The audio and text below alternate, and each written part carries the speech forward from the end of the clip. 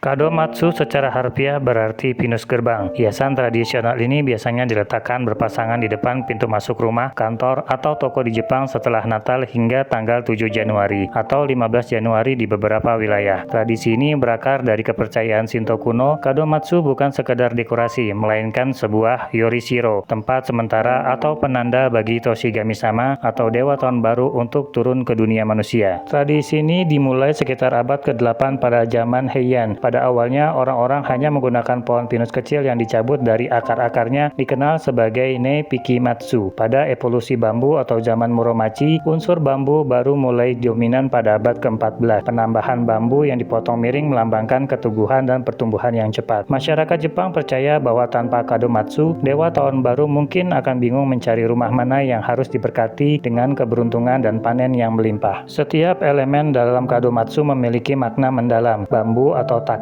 melambangkan kekuatan, fleksibilitas, dan pertumbuhan yang cepat menuju langit. Biasanya terdiri dari 3 batang bambu dengan tinggi yang berbeda, melambangkan surga, kemanusiaan, dan bumi.